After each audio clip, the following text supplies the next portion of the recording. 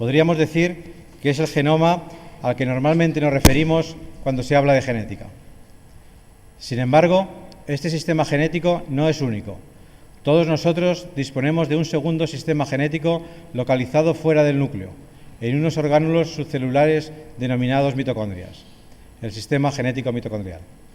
Este genoma, aunque codifica un pequeño número de genes, es indispensable para la vida, porque contiene la información para la producción de proteínas que forman parte del sistema de fosforilación oxidativa, la ruta final en la oxidación de los elementos combustibles, de los alimentos, que conducen a la síntesis de ATP, la molécula energética por excelencia.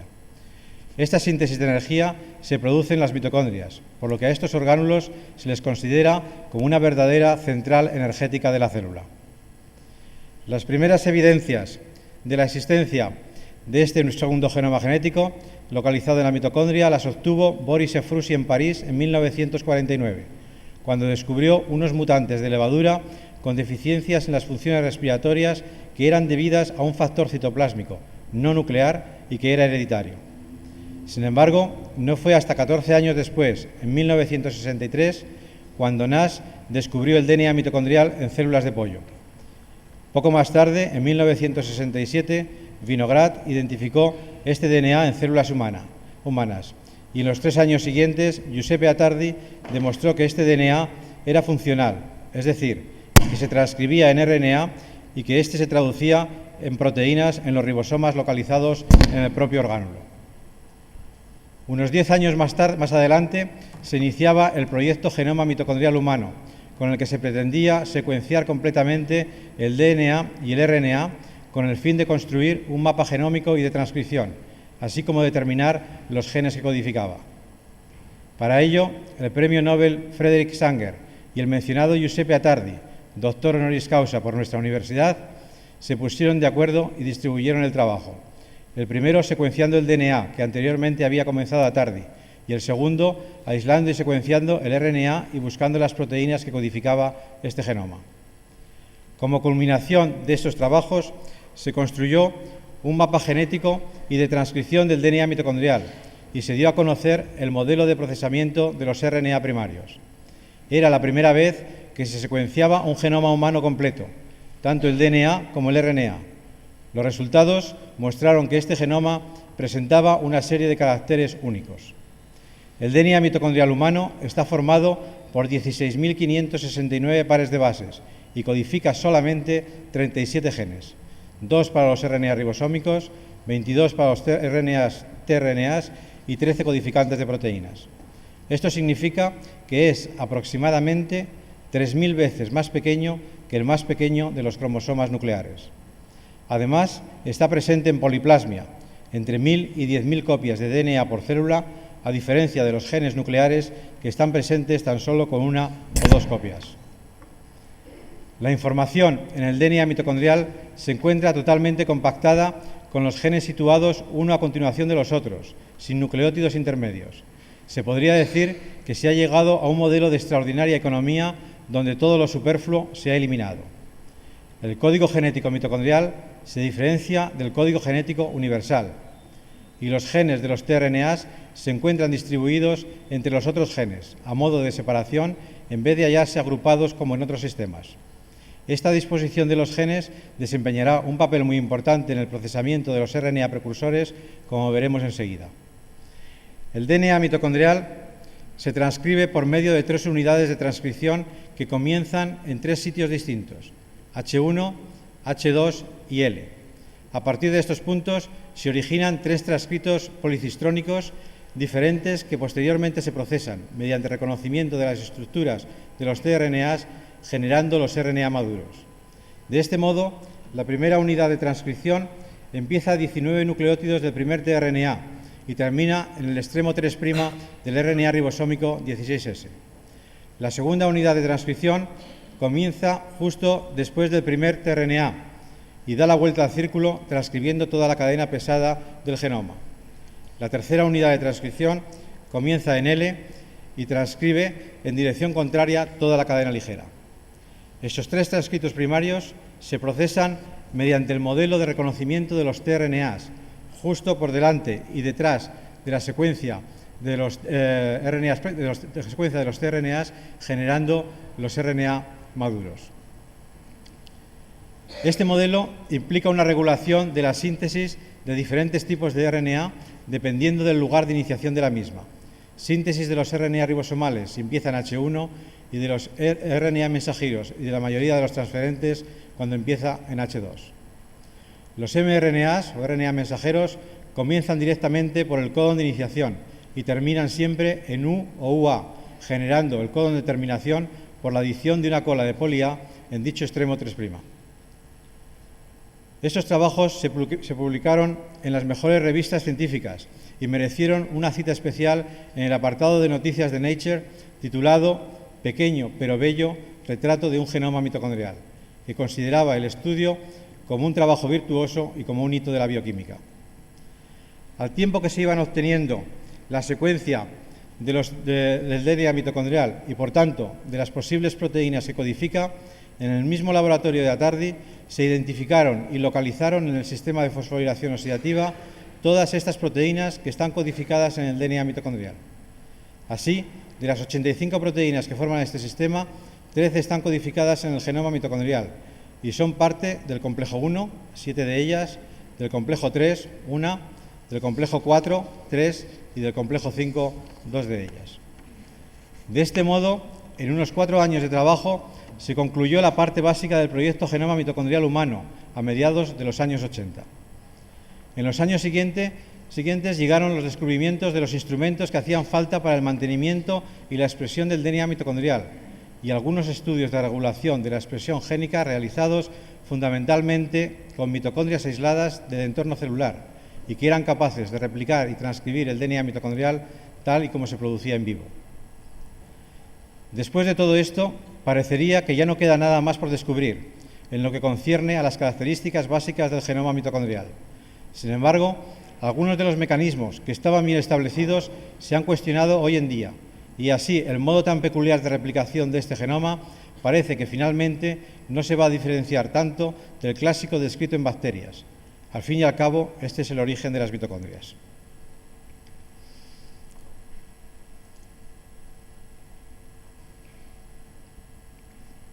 Desde los trabajos descritos se ha avanzado muy poco en el conocimiento de la regulación de la expresión del DNA mitocondrial. Sin embargo, hay que mencionar el extraordinario empuje que supuso para las investigaciones sobre este sistema genético el descubrimiento de mutaciones que originan enfermedades genéticas muy graves. Recuerdo que Giuseppe Attardi, después de presentar con gran éxito el proyecto Genoma Mitocondrial terminado, dijo: «Llegará un día en que se descubran mutaciones en este DNA que producirán enfermedades genéticas y estoy seguro de que serán muy importantes». En efecto, en estos años se pensaba que si había enfermedades genéticas debidas a daños en el genoma nuclear, lógicamente también las debería de haber originadas por mutaciones en el genoma mitocondrial. Por ello, inmediatamente se inició su búsqueda, aunque en sentido inverso. Es decir, en relación con los genes nucleares se conocían las enfermedades y se buscaban los genes que las causaban. Con el genoma mitocondrial sucedía todo lo contrario. Se conocía perfectamente el genoma, con todos los genes que codificaba, pero no se conocían enfermedades causadas por ellos. Para llegar a detectar estas enfermedades fue necesario que antes se describiera una de las características que más llama la atención sobre el genoma mitocondrial, la herencia materna del mismo, que se descubrió en el laboratorio de Doug Wallace. Así, las mujeres pasan el DNA mitocondrial a todos sus descendientes, pero solo las hijas lo vuelven a pasar a la siguiente generación. De esta forma, el genoma mitocondrial presenta una herencia vertical no mendeliana. Esta herencia materna, junto con la segregación mitótica y expresión umbral, hacen de las mitocondrias con moléculas de DNA diferentes, unas mutadas y otras no, se distribuyan al azar entre las células hijas y convierten a este campo en uno de los más complejos de la investigación biomédica. Llegado a este punto, se procedió a buscar enfermedades que presentaran un patrón de herencia materna y en 1988, 7 años después de la descripción del genoma completo, se publicaron las primeras enfermedades debidas a daños en el genoma mitocondrial. Las enfermedades mitocondriales son un grupo de trastornos que tienen en común el estar originadas por defectos en el sistema de fosforilación oxidativa que conduce a la síntesis de la molécula energética por excelencia, el ATP. Son enfermedades debidas a fallos energéticos, casi todas multisistémicas, con una parafernalia de síntomas que afectan a órganos y tejidos que aparentemente no están relacionados entre sí. Son, por ello, enfermedades muy difíciles de diagnosticar, especialmente en niños donde la sintomatología no está del todo desarrollada. Las manifestaciones clínicas de estas enfermedades son de lo más variado. Algunas veces se pueden encuadrar en síndromes bien definidos, pero realmente se pueden presentar con cualquier afectación.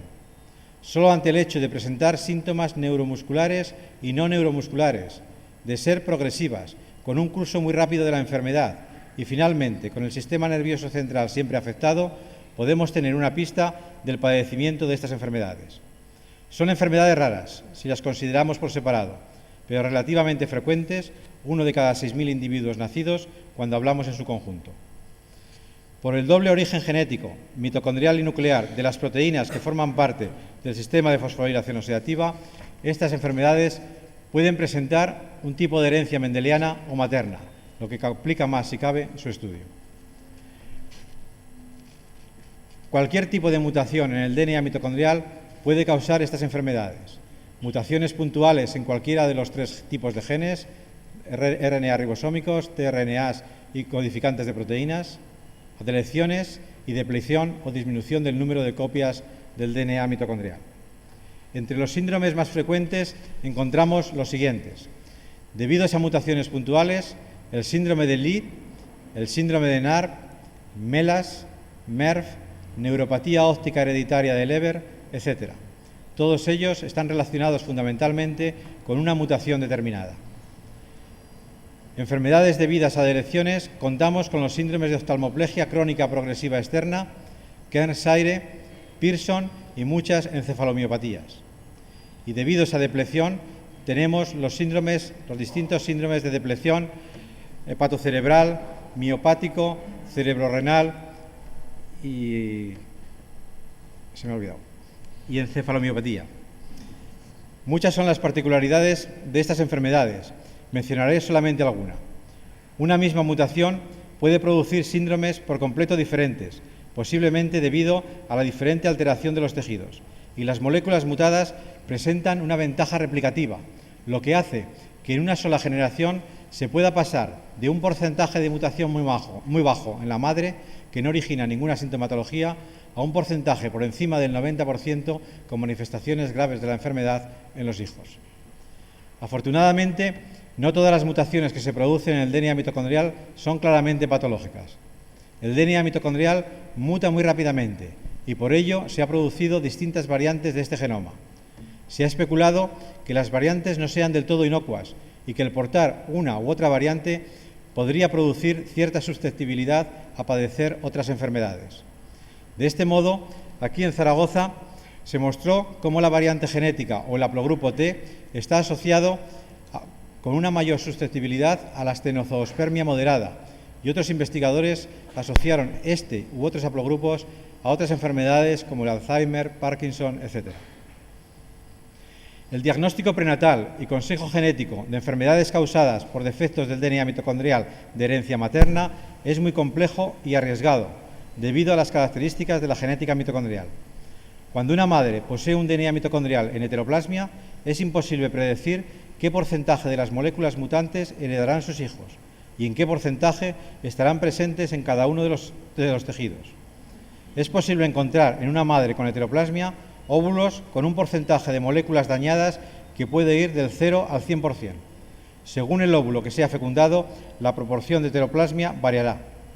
Por otro lado, las mitocondrias se distribuirán entre las células hijas que derivan del cigoto totalmente al azar, por lo que el porcentaje de moléculas mutadas también variará en los tejidos que de ellas se forman. Por eso, aunque se transmita una mutación a los hijos, no se puede predecir si tendrán un fenotipo patológico. La presencia o ausencia de una mutación en vellosidades coriónicas y o amniocitos utilizadas para el diagnóstico prenatal no permite deducir el porcentaje de la mutación en cerebro u otros tipos de tejidos del feto, por lo que es imposible predecir el padecimiento de la enfermedad. Por todo esto, en el estado actual de nuestros conocimientos, es totalmente desaconsejable realizar análisis prenatales. ¿Tienen tratamiento estas enfermedades? Es muy difícil resumir el desafío que supone el tratamiento terapéutico de las enfermedades mitocondriales, puesto que, como se ha indicado, están compuestas por un grupo heterogéneo de fenotipos que abarcan todos los tipos de especialidades médicas. Por consiguiente, las estrategias terapéuticas deben ser muy diversas y específicas, siendo inconcebible un tratamiento mágico que pueda servir para todas las enfermedades. La mayoría de los tratamientos disponibles son solo sintomáticos o de apoyo. Los tratamientos sintomáticos se basan fundamentalmente en drogas, transfusiones de sangre, cirugía, medidas dietéticas y fisioterapia. El tratamiento farmacológico puede clasificarse en específico, tratamiento de algunos de los síntomas clínicos; no específico, antioxidantes, aceptores y donadores de electrones, cofactores, etc.; y restringido, evitar fármacos de conocida toxicidad hacia las funciones mitocondriales. El tratamiento debe de ser individualizado por las características tan peculiares de la genética mitocondrial. A pesar de unas posibilidades tan limitadas, se debe ofrecer tratamientos sintomáticos, pues pueden tener un impacto sobre el curso y resultados de la enfermedad.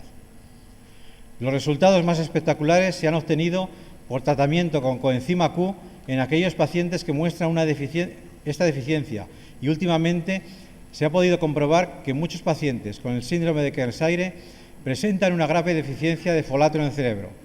La administración de ácido folínico en uno de los casos ha permitido que la calidad de vida de un niño haya mejorado considerablemente, al pasar de una silla de ruedas a poder andar, levantarse del suelo, etc., aunque mantenga una marcada ataxia. Muy recientemente se ha dado a conocer con éxito un modo de evitar la transmisión de las enfermedades mitocondriales. Para ello, hace falta un óvulo de un donador sano. La eliminación del núcleo de este óvulo donador y su sustitución por el núcleo de una mujer cuyas mitocondrias están mutadas originó un óvulo formado por la combinación de un núcleo sano de un óvulo y con las mitocondrias de un óvulo, la combinación de un núcleo sano de un óvulo con las mitocondrias normales del donador, con el citoplasma que contiene las mitocondrias sanas.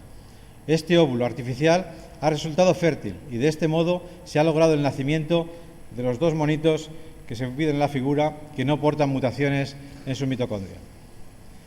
Finalmente, el DNA mitocondrial, por el hecho de estar presente en un número de copias muy elevado, su alta velocidad de mutación, la ausencia de recombinación y la herencia materna, se está usando como un instrumento muy valioso en los análisis forenses. Su validez en análisis forenses, evolutivos y antropológicos está muy bien documentado y se ha utilizado con éxito para demostrar que todos nosotros procedemos de una Eva negra mitocondrial que estaría situada en el sur de África hace unos 200.000 años. Y asimismo, ha servido para la identificación de las víctimas del atentado terrorista contra las Torres Gemelas de Nueva York, de los desaparecidos de la dictadura argentina, en la verificación de los restos del zar Nicolás II, etc. Por todo lo dicho, el conocimiento acerca de la organización y expresión del sistema genético mitocondrial, así como de las enfermedades, es muy amplio. Sin embargo, podemos afirmar, sin miedo a equivocarnos, que aún se sabe muy poco y que quedan por resolver muchísimos de los enigmas que encierra este sistema genético. Por todo ello, hace que este sistema genético mitocondrial un campo muy fascinante de investigación. He dicho. Muchas gracias.